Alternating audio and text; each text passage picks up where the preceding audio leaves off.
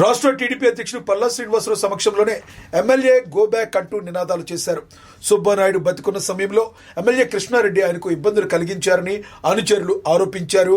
పరిస్థితి ఉద్రిక్తకరంగా మారడంతో పోలీసులు లాఠీచార్జ్ చేయాల్సి వచ్చింది.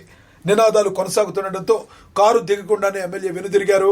పార్టీ నేతలు సర్ది చెప్పేందుకు ప్రయత్నించిన మాలేపాటి వర్గీయులు వెనక్కి తగ్గలేదు.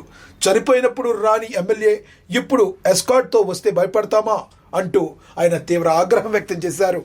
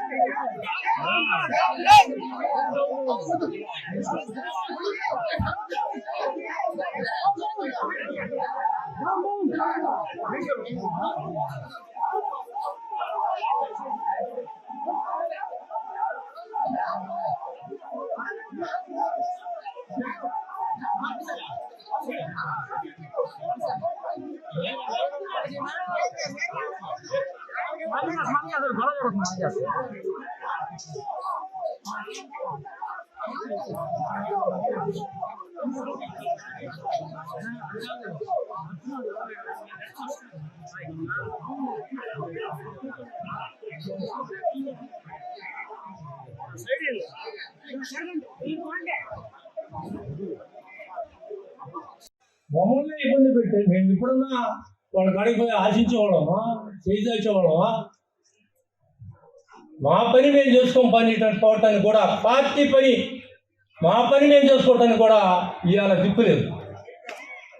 ప్రతి డిపార్ట్మెంట్కి చెప్పాడు పలానా తెలుగుదేశం వాళ్ళతో పనిచేయగలుగుతాడు. మరి తెలుగుదేశం వస్తువులు పనిచేయకపోతే వైసీపీ వాళ్ళు వచ్చి పనిచేస్తావా?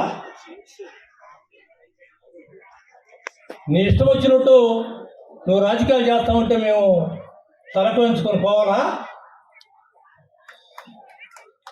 నువ్వేది శాసిస్తే అది మేము వినాలా? నువ్వు నవడాగా గౌడ్లో మీరని మాట్లాడితే తలకొంచుకొని పోవాలా?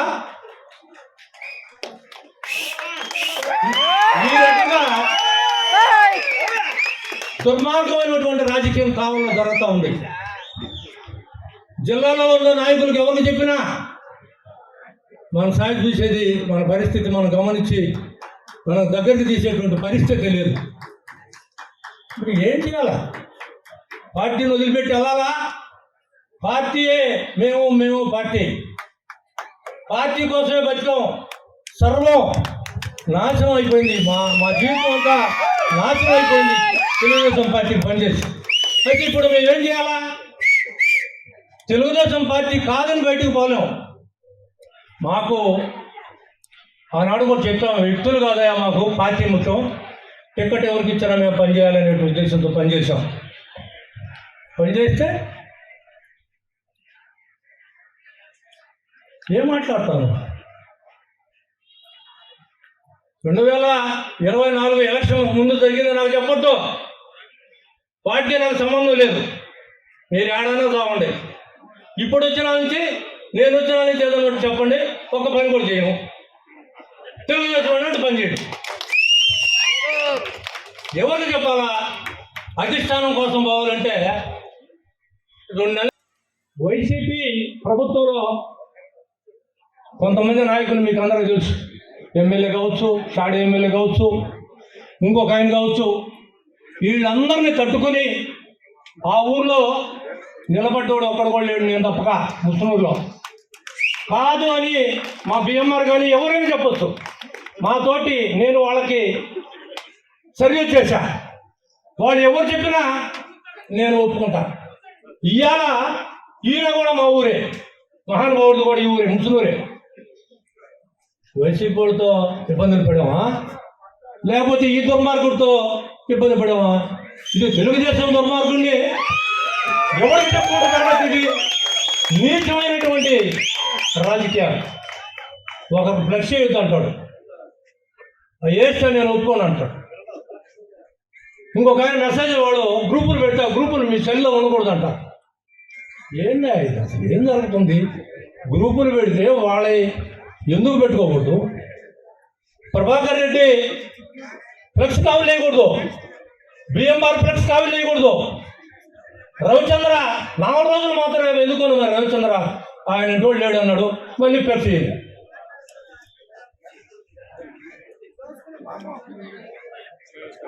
కాబట్టి చాలా విషయాలు ఉన్నాయి చెప్పాల్సినవి. మా కుటుంబం భేదావుళ్ళు వాళ్ళతోటే నేను పనిచేసా. నాకు మస్తాన అంటే నాకు కొండపనాయుడితో సమానం. ఎవరిని చెప్పినా ఏ పార్టీలోకి ఆయన పోయినా నేను మస్తానాయికి అంటే నాకు మంచి అభిమానం. వారు చాలా మంచి గుణం కలిగిన వాళ్ళు. రవిచంద్ర కూడా ఒకరిని ఇబ్బంది పెట్టి ఒకరిని ఏదో చేయాలా అన్నటువంటి రాజకీయాలు కావాలో చేయరా.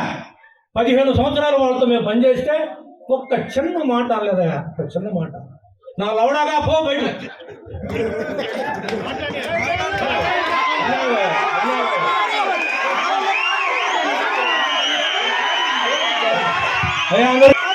ఏదన్నా ఉంటే నేనైనా మీకు నచ్చని మాట ఏదైనా చెప్పుంటే మీరు క్షమించాలా అని ఈ సందర్భంగా తెలియజేస్తూ